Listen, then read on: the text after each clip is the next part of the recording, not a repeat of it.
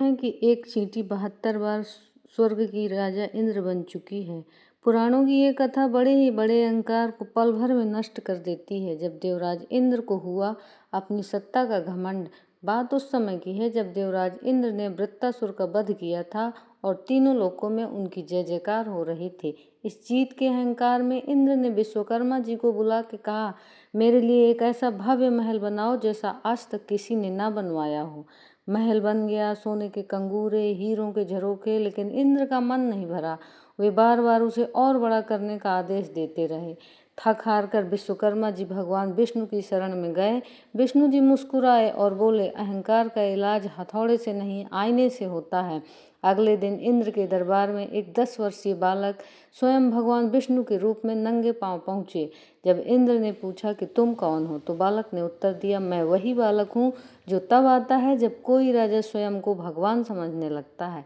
इंद्र को क्रोध आया, पर तभी बालक ने फर्श पर चलती काली भूरी चींटियों की ओर इशारा करते हुए पूछा, क्या तुम इनको गिन सकते हो? इनमें से कितनी चींटियां पहले इंद्र बन चुकी हैं? और 72 इंद्रों का रहस्य उसी समय रोम रोम वाले रोमस ऋषि भी सभा में पधारे।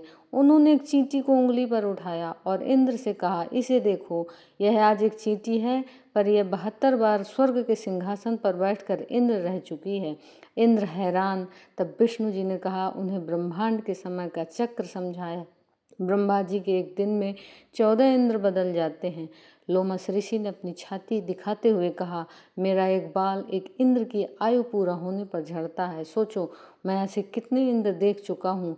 चींटी से इंद्र और इंद्र से चींटी का सफ़र, उस चींटी की कहानी और भी हैरान कर देने वाली थी। पहले कल्प में वह सत्यव्रत नाम का राजा थी। उसने तप किया और इंद्र का पद पाया, लेकिन सत्ता मिलते ही उसे अमर होने का भ्रम हो गया। उसने यज्ञ बंद करा दिए और ऋषियों का अपमान करना शुरू कर दिया। इससे उसके पुण्य खत्म होते रह गए और वह पद से गिर गई।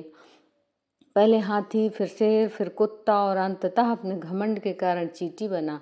फिर कुछ बचे हुए पुण्यों के कारण वापस उठा और फिर से इंद्र बना। लेकिन 84 लाख योनियों में भटको, फिर से पुण्य से उठो, यही संसार का चक्र है।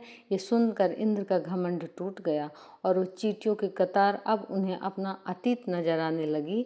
उन्होंने तुरंत विश्वकर्मा जी को बुलाया और कहा, ये महल तोड़ दो, ये मेरा नहीं है। मैं यहाँ केवल एक किराएदार हूँ और किराएदार घर पर अपना नाम नहीं लिखवाते।